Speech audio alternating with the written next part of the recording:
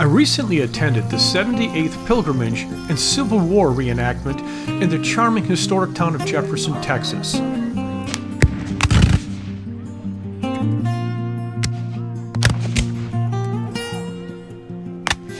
Just want to tell you from a personal aspect, me, Larry Weiss's son, how much I truly appreciate you watching our show, A Sportsman's Life. Welcome to A Sportsman's Life. We're so glad you tuned in to join us for another exciting real-world outdoor adventure right here on A Sportsman's Life.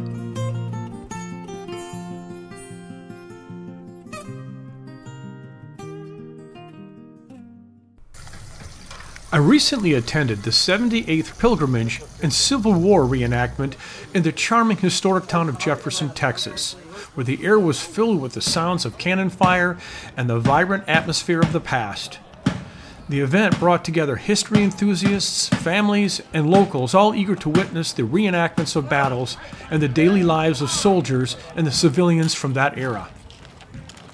As I wandered through the town, I was captivated by the beauty preserved in the architecture and the numerous booths showcasing period crafts, food, and artifacts. The sense of community and shared passion for history made this pilgrimage a truly memorable experience, reminding me of the importance of preserving our heritage. Thanks for joining us this week on A Sportsman's Life. Now sit back, relax, and let's take in a little of the 78th Pilgrimage and Civil War reenactment in Jefferson, Texas.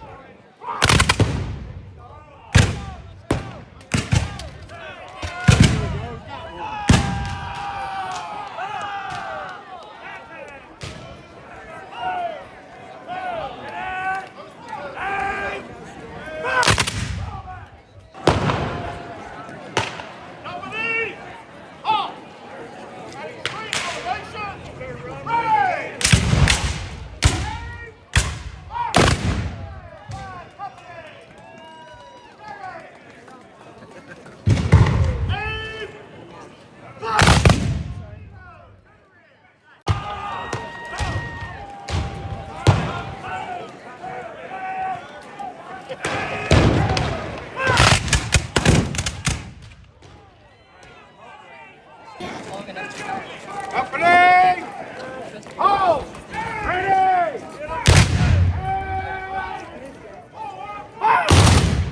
Heel!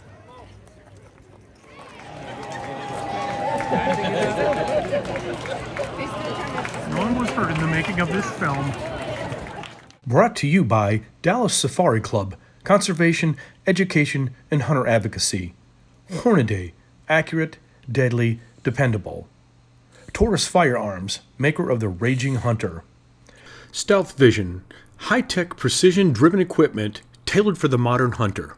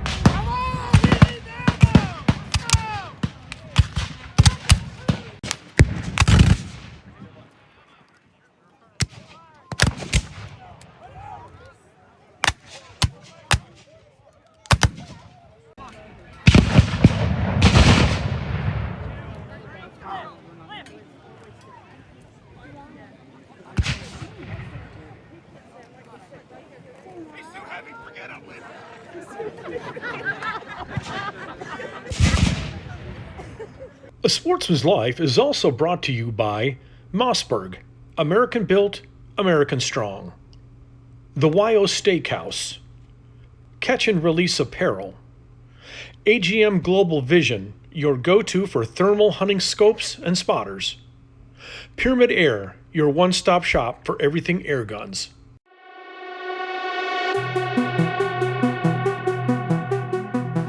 Hello sports fans, it's Bill, the old man at Striper Express, with your fishing tip this week on A Sportsman's Life. Well, it is May. May means one thing, topwater fishing. I'm going to get to that in a minute because right now I want to talk about boating safety in high water.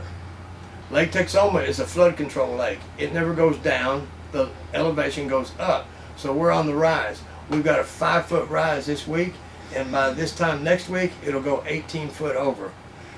We're pretty used to high rises on this lake, so it's nothing new to us. Now, let's talk about boating early and late. Don't be on the water in the dark. You have to be able to spot this debris. When I say debris, I'm talking about a limb could be sticking up out of the water. There may be a whole tree attached to that underneath, subsurface. You don't want to hit that in your boat. So right now, all the debris is north of the bridges. We don't have any major floodgates open up or anything like that to pull it all down, and we got muddy water, so we are having to run a little further to go to the fish to throw those top water. So now we're talking about not going out in the dark. No. I want to talk about a couple other safety things. PFDs, personal flotation devices. I call them life jackets. Wear them. It's darn good to have. These are the type ones. These are the commercial ones for our boats. But these will save your life. Now, when you're underway, stay seated in your boat. If you don't know where you're going, it's always a good idea to go slow when you get into a situation you're not sure, especially if you're anywhere around stumps. We don't have many of those. They're almost non-existent, but there can always be something. Murphy's Law. Now, what else we want to talk about? The smaller the boat, the lighter the boat, you be careful. You can hit a stump and they can roll over. You might hit something and roll over. We're big, heavy fiberglass boats, so when we hit something, it's usually like, boom, we hit it hard. I think that pretty much covers it. Texoma's on the rise. Southern Oklahoma lakes are on the rise. A lot of DFW lakes are on the rise. So if you're going to go boating, fishing, do it with daylight. Do it where you can see. Wear your life jacket. Oh, what is this? That's a bilge pump. Check your boat. Make sure your bilge pump works. If you get a situation where you take on water, this will get it out of your boat for you. You know what that is? That's a bilge pump. We have 2 on each boat. One's automatic. It comes on if anything happens. If it goes underwater, it comes on. Matter of fact, this is an automatic right here. And then the other's a manual switch. It's always good to have 1 or 2. We don't let people come with sunflower seeds because they stop them up. I tell people I'd rather you chewing tobacco than sunflower seeds with these right here. I think that pretty much covers it. Fishing has been great. We fish anything short of lightning. Be aware of what the weatherman says. It is springtime. We got rains.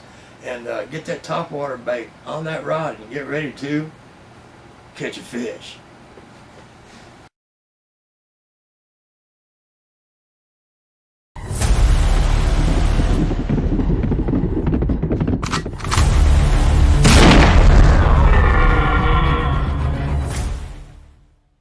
If you're looking for the best way to bring game to the table, check out Vineyard Max Deer Products at vineyardmax.net or find them on Instagram and Facebook.